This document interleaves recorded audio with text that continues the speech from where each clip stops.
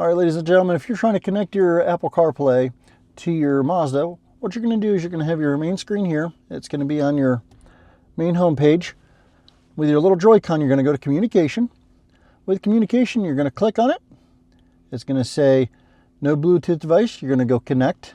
While you have your phone on your Bluetooth, you're going to wait till you see on the screen, you're going to find your phone. You're going to click on it. With doing that, it's going to come up with a code that will also that you can pair with your Apple device. You hit pair. You're going to hit allow for favorite sync. Now it is pairing your device. And you're also going to hit connect to the Connect to CarPlay.